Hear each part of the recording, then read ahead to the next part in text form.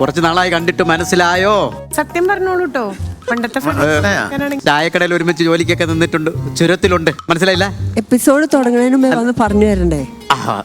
നിങ്ങൾക്ക് ആർക്കും മനസ്സിലായോ? നിങ്ങൾക്ക് ആർക്കും മനസ്സിലായോ? ഞങ്ങൾക്ക് മനസ്സിലായില്ല. ഞാനൊരു സ്ക്രൂ തരാം. നിന്റെ സ്ക്രൂവോ? നിന്റെ തലേന്ന് അഴിഞ്ഞു പോയതായിരിക്കും. എടാ സ്ക്രൂ അല്ല, ഗസ്റ്റ് നിൽക്കണ്ടില്ലേ? ക്ലൂ. മനസ്സിലായി. നമ്പറായിരിക്കും.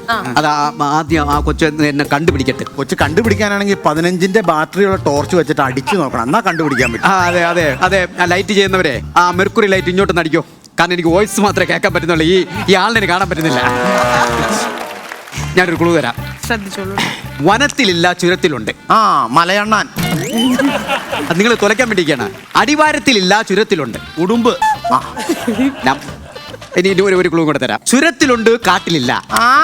കരിങ്കുരങ്ങ്. ഞാൻ വന്നത് ആരെ ഫിഗറാണെന്ന് അറിയാമോ? ആരാ? ആ ഫിഗറാണ്. മനോജ് കെ ജയൻ.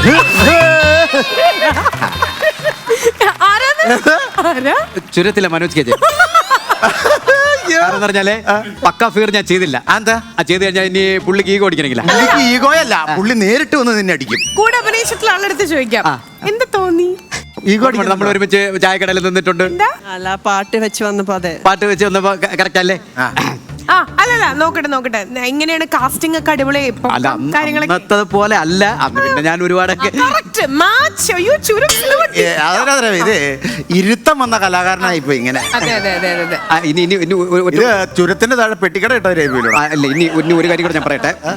കാരണം എനിക്ക് എന്നെ ആ ഫിഗർ വേട്ടയായിരുന്നു. അടുത്ത് നിൽക്കുമ്പോഴേ എനിക്ക് പെട്ടെന്ന് ആ ചുരത്തിലെ ഇതൊക്കെയാണ് എനിക്ക് ഓർമ്മ വരുന്നത്. വേട്ടയാടും അല്ലേ? പിന്നെ ഓർമ്മയുണ്ടോ നമ്മളന്ന് ആ ചുരത്തിലെ ആ ഷൂട്ടിങ്ങും മറ്റേ ബന്ധപ്പെട്ടൊക്കെ ഓർമ്മയുണ്ടോ? ഹോട്ടലിൽ നമ്മൾ പൊറോട്ട അടിക്കുന്നു, ദോശ ഉണ്ടാക്കുന്നു, ആ ഒരു ബന്ധങ്ങളൊക്കെ. ഇനി ഞാൻ ശ്രദ്ധിക്കുന്നു നിങ്ങള് എങ്ങനെ ഞാൻ ചുരത്തിലെത്തി എന്നൊരു ഡയലോഗ് കിട്ടുന്നില്ല. എങ്ങനെയാണ് ഈ ചുരത്തിലേക്ക് എത്തിയത്? ഇപ്പൊ കറക്റ്റാ. എന്നാലും എനിക്ക് കണ്ടിന്യൂ ചെയ്യാൻ പറ്റൂ. എനിക്ക് പൊറോട്ട അടിയാണല്ലോ ജോലി. നാട്ടിലെ വിതിരയിൽ എനിക്ക് പൊറോട്ട അടി, ദോശ ഉണ്ടാക്കാണ് ജോലി. അപ്പൊ പെട്ടെന്ന് എനിക്ക് ഭരതൻ സാറിന്റെ കോള് വരുന്നു. ഭരതൻ സാറിന്റെ കോളാ? അതിപ്പോ പറയുമ്പോഴും എനിക്ക് എന്റെ കാല് പറയുന്നു. ചുരത്തിന്റെ ഷൂട്ട് കിടക്കുന്നു, ഇങ്ങോട്ട് വരൂ എന്ന് പറഞ്ഞിട്ട്. എന്നാലും ഭരതൻ സാറ്? അതെ ഭരത് സാർ എന്ന് പറഞ്ഞപ്പോ ഞാൻ കയറി വന്നു. പക്ഷെ ഞാൻ വിചാരിച്ചു അഭിനയിക്കാനായിരുന്നു. പക്ഷെ എന്നെ വിളിച്ച ഭരതാനെ വിളിച്ചത്. ഞാൻ കേട്ടത് ഭരതൻ സാർ എന്നാ. എന്നെ വിളിച്ചത് ആരോ വിളിച്ചത്, ഏതോ സാറ് എന്നെ വിളിച്ചിട്ട് എന്നെ ഭരതാനെ വിളിച്ചത്. എന്ത് ഭരതൻ? ചപ്പാത്തി പൊറോട്ട ഒക്കെ.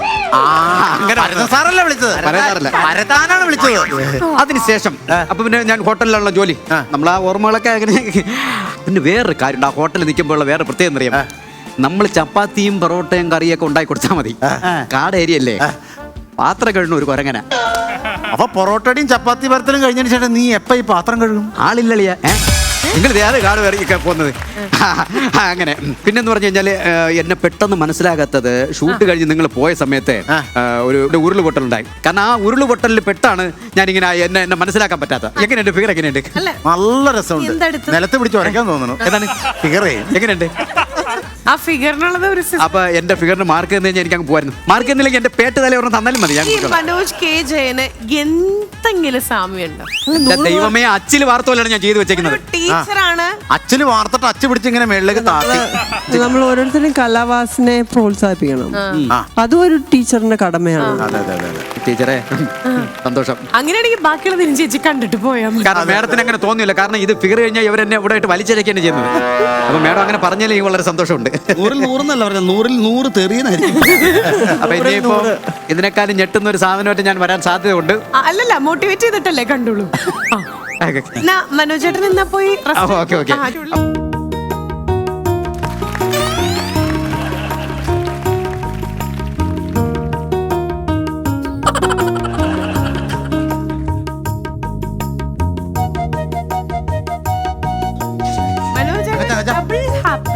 ഞാൻ ഇനി എങ്ങനെ ഈ ഫിഗർ എടുത്ത് എന്നിൽ നിന്ന് കളയുമെന്നാണ് ഞാൻ ആലോചിക്കുന്നത്. അപ്പൊ ഞാൻ ഫിഗറിനകത്ത് ആയിപ്പോയി. കാരണം ഇനിയും ഞാൻ പോകുന്നു. അപ്പൊ ഇനി ബാക്കിയുള്ള ചളികളൊക്കെ കേൾക്കാം.